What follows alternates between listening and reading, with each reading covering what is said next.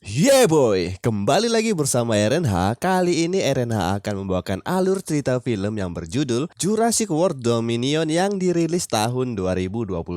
Ini adalah film ketiga dan merupakan film terakhir dari sequel Jurassic World. Sekedar informasi, pada film sebelumnya yaitu Jurassic World Fallen Kingdom diakhiri dengan dilepaskannya para dinosaurus ke alam bebas. Jadi pada film ini akan ada dinosaurus yang berkeliaran di hutan dan di perkotaan. Baiklah, tanpa berlama-lama lagi langsung saja kita ke TKP film Jurassic World Dominion tahun 2022.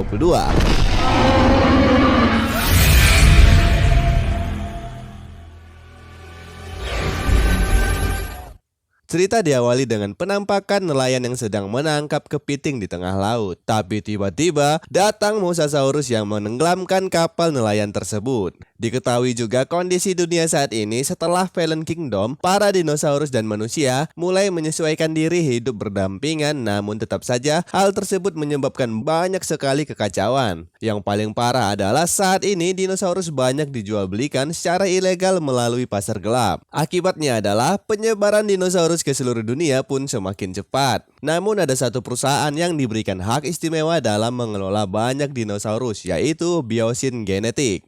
Di bawah kepemimpinan CEO Lewis Dodson, dan ini dia orangnya, mereka membuat taman khusus di pegunungan Dolomite Italia, yang mana di sana mereka meneliti DNA dinosaurus yang tujuannya adalah untuk kebutuhan farmasi dalam rekayasa genetik, seperti yang pernah dilakukan oleh Charlotte Lockwood, yang mana dirinya berhasil membuat kloningannya sendiri secara identik dan menghilangkan kecatatan DNA yang ada. Namun sayangnya setelah kematiannya formula rekayasa itu pun hilang hingga saat ini. Satu-satunya cara untuk mempelajari adalah dengan mempelajari DNA dari anak Charlotte, yaitu Macy. Di sebuah peternakan dinosaurus di Nevada, kita diperkenalkan kepada Claire, yang merupakan seorang aktivis pelindung dinosaurus. Dia sedang melakukan dokumentasi di peternakan tersebut untuk merekam tindakan para peternak yang memelihara dinosaurus secara kejam dan tidak sesuai standar yang telah ditentukan. Claire pun memutuskan untuk membawa seekor bayi Triceratops yang sudah sekarat akibat perawatan yang tidak bertanggung jawab. Sayangnya aksi yang mereka lakukan berhasil diketahui oleh para penjaga peternakan dan kejar-kejaran pun terjadi. Sempat terjadi baku tembak di sana. Untung saja ada Triceratops dewasa yang melanggar mobil para penjaga dan pada akhirnya mereka pun berhasil selamat. Kemudian scene berpindah ke Gunung Sierra di Nevada. Ini merupakan daerah kekuasaan milik Owen Grady. Saat ini dia merupakan seorang penggembala dinosaurus yang sangat handal, dibuktikan dengan aksinya yang dapat menenangkan para dinosaurus yang sedang mengamuk. Di lain tempat ada Macy Lockwood, dan ini dia orangnya. Dia merupakan anak angkat dari Owen dan Claire. Dan juga Macy merupakan kloningan dari Charlotte Lockwood yang merupakan anak dari Benjamin Lockwood, pendiri dari Jurassic Park pertama. Di sana, Macy mendengar raungan suara dinosaurus yang membuatnya penasaran dan ingin melihatnya secara langsung. Dan benar saja, setibanya di kota, dia melihat banyak sekali dinosaurus yang ukurannya sangat besar. Sepulang dari melihat dinosaurus, Macy pun diomeli oleh Claire karena mainnya yang terlalu jauh. Sikap overprotective Claire ini bukan tanpa sebab. Dia hanya tidak ingin ada orang jahat yang menemukan keberadaan Macy. Karena yang kita ketahui bersama, kalau DNA Macy saat ini merupakan harta kekayaan tak terhingga di bidang rekayasa genetika.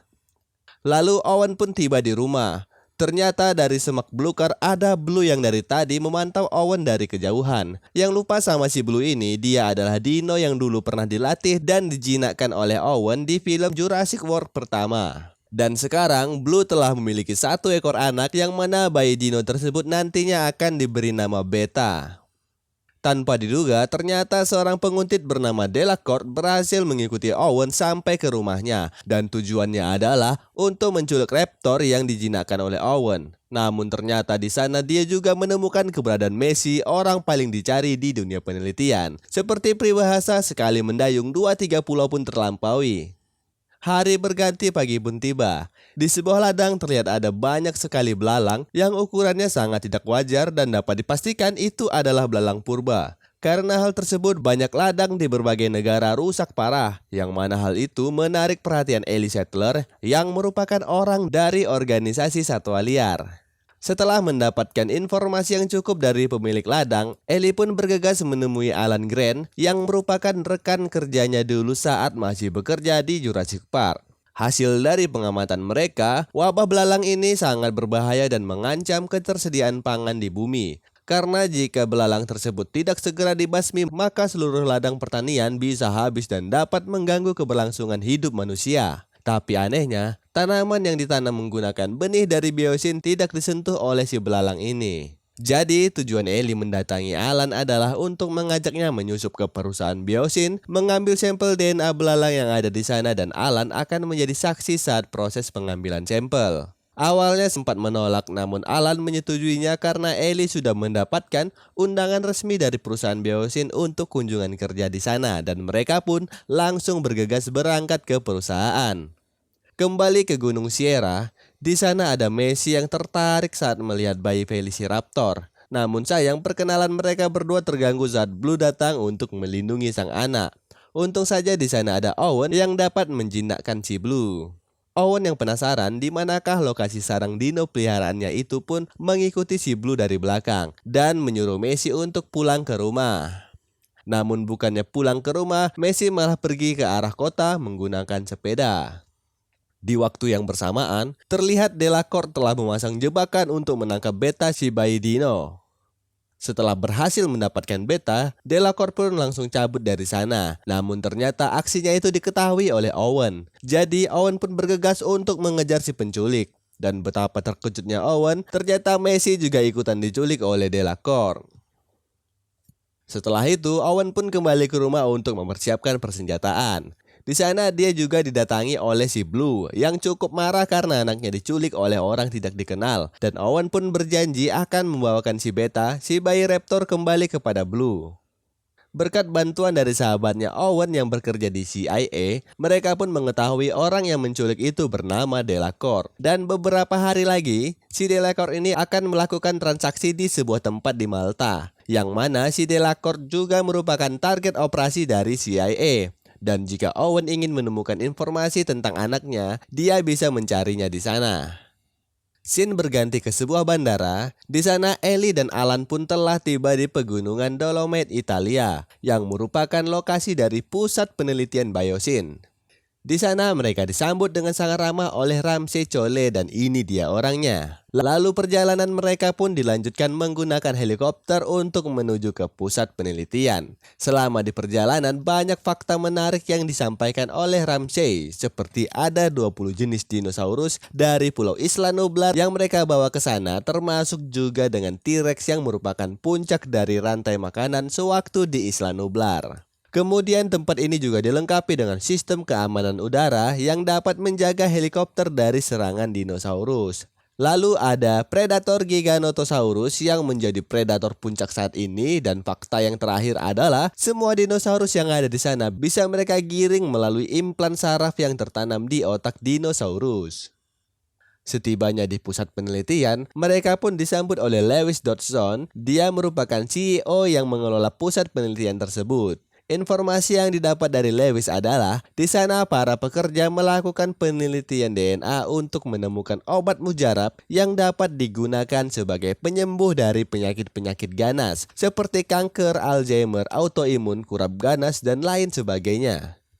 Lalu mereka pun dibawa untuk bertemu Ian Malcolm. Di sana Ellie menanyakan masalah tentang hama belalang purba yang terus berkembang dengan sangat pesat, yang mana semua petunjuk mengarahkan mereka ke biosin genetik. Dan fakta menariknya adalah Ian pun mendukung tujuan Ellie untuk membongkar rahasia perusahaan biosin agar dapat menghentikan penelitian yang berbahaya tersebut. Di sana Ian memberikan Ellie sebuah gelang yang dapat digunakan sebagai kunci pembuka akses keamanan pintu di biosin genetik.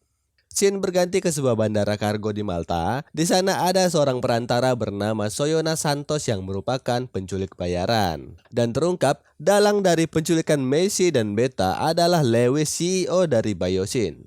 Di waktu yang bersamaan, Owen dan Claire pun telah tiba di Malta. Dia langsung bertemu dengan Barry yang merupakan anggota CIA yang sedang menyamar. Sedikit informasi, Malta merupakan pusat jalur transportasi untuk penyeludupan dinosaurus ilegal. Jadi kalau ada penyeludupan dinosaurus pasti akan melalui tempat ini. Dan berkat bantuan Barry, Claire pun dapat masuk ke ruangan rahasia bagi para trader dinosaurus. Tujuannya adalah untuk mencari keberadaan Delacorte. Akhirnya target buruan mereka pun tiba. Terpantau bahwa Delacorte sedang melakukan transaksi dengan Santos, yaitu untuk mengirimkan Antriceraptor yang telah dimodifikasi oleh Biosyn. Yang mana dino tersebut akan dijadikan sebagai senjata perang, dan keunggulan dari dino ini adalah dia akan mengejar target yang telah ditandai dengan remote laser. Namun hal tersebut sudah lama terpantau oleh CIA. Setelah semua bukti terkumpul, CIA pun melakukan penggerebekan. Namun sayang, baku hantam pun tidak terhindarkan. Karena hal tersebut, Delacorte pun berhasil mencari kesempatan untuk kabur. Untung saja ada Owen yang melihatnya dan segera melakukan pengejaran. Dan pada akhirnya Delacorte pun tertangkap dengan tangan yang tergigit oleh dinosaurus. Dia mengatakan bahwa Messi dan Beta telah dia serahkan kepada Santos dan dia tidak mengetahui kemana anak tersebut dibawa. Lalu Delacorte pun harus tewas dimakan dinosaurus. Di lain tempat, Santos yang terkepung pun terpaksa melepaskan Antriceraptor milik kliennya untuk membantai seluruh pasukan CIA yang telah ditandainya. Untung saja Barry berhasil bersembunyi.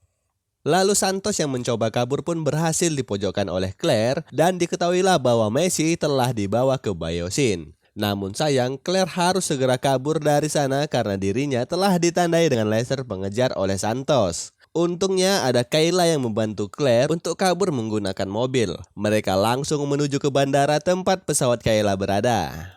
Di waktu yang bersamaan, ada Owen yang juga sedang diburu oleh Antriceraptor. Dan dia juga segera menuju ke lokasi bandara. Dan untung saja Owen berhasil naik melompat ke atas pesawat yang sedang melaju kencang. Dan Raptor yang mengejar pun harus jatuh tertimpa motor. Di pusat penelitian Biosyn terlihat Messi sedang diajak mengobrol oleh Dr. Wu yang merupakan ilmuwan di bidang dinosaurus sejak zaman Jurassic Park. Dan fakta baru pun terungkap bahwa Messi tidaklah sepenuhnya kloningan dari Charlotte Lockwood. Maksudnya di sini adalah si Messi ini lahir dari rahim si Charlotte yang mana dibuat menggunakan DNA Charlotte sendiri. Jadi perlu kita ketahui kalau rekayasa genetik Messi ini sangat unik dan hanya Charlotte saja yang tahu cara melakukannya. Maka dari itu sebenarnya di sini Dr. Wu menginginkan sampel DNA milik Messi dan Beta agar dia dapat membuat pembasmi belalang purba yang sedang mewabah di seluruh penjuru dunia. Dan Dr. Wu merasa bertanggung jawab untuk menyelesaikan masalah yang dibuat oleh Biosyn genetik. Selagi Dr. Wu sedang sibuk mengobrol, Messi pun kabur dan melepaskan Beta dari kandangnya dan kekacauan pun terjadi.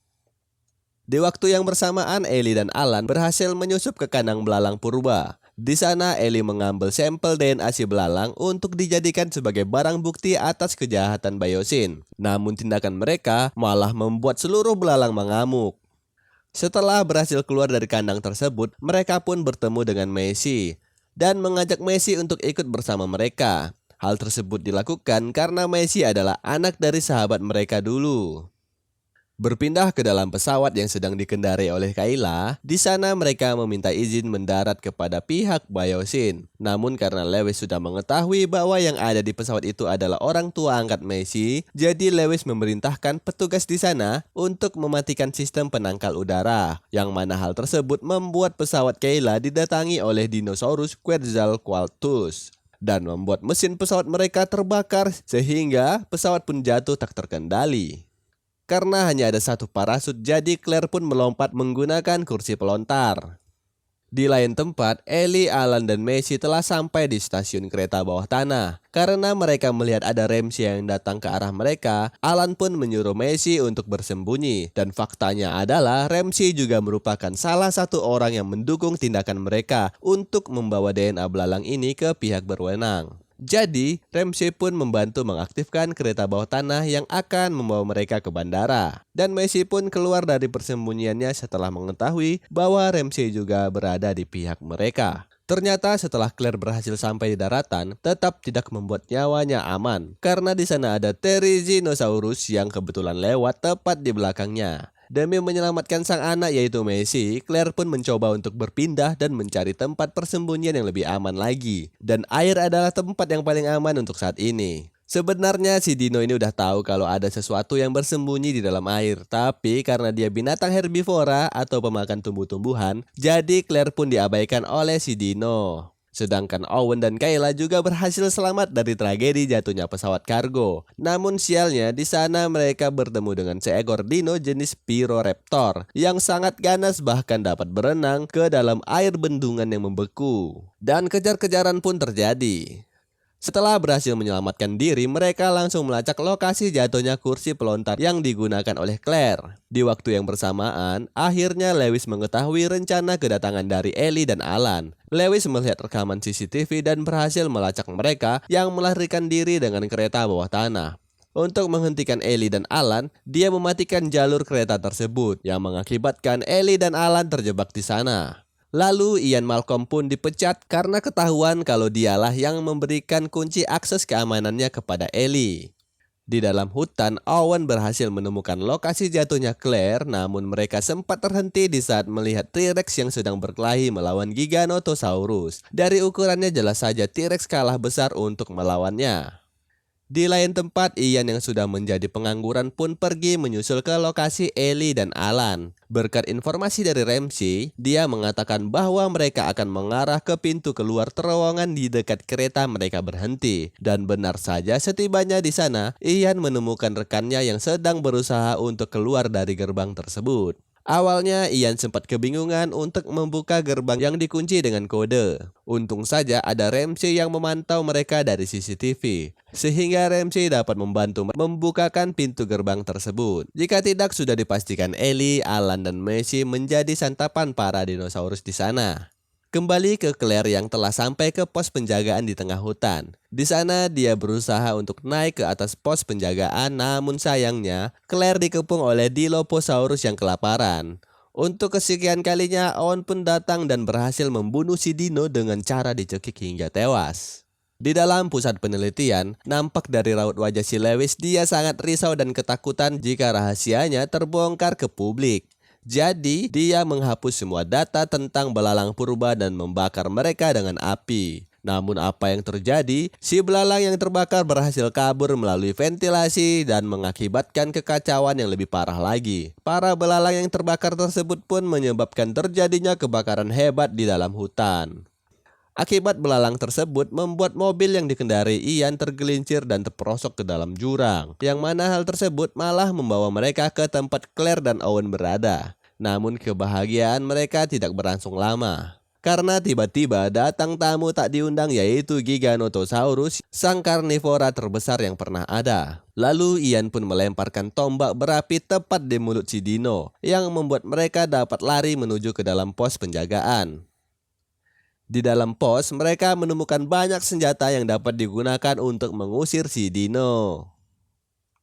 Kembali ke pusat penelitian, di sana ada Lewis yang terlihat sangat kesal karena hampir seluruh hutan habis terbakar, yang mana dapat membahayakan nyawa para dinosaurus yang mereka pelihara di sana. Jadi mereka mengaktifkan sistem evakuasi dinosaurus untuk berkumpul ke dalam pusat penelitian. Di sini kita dapat melihat betapa hebat dan majunya teknologi implan saraf yang terpasang di otak dinosaurus. Kembali ke Owen CS, di sana mereka membuat rencana untuk kabur menggunakan helikopter yang ada di kompleks utama gedung. Namun mereka harus mengaktifkan terlebih dahulu sistem keamanan udara, agar heli mereka tidak diganggu oleh dino bersayap seperti waktu itu.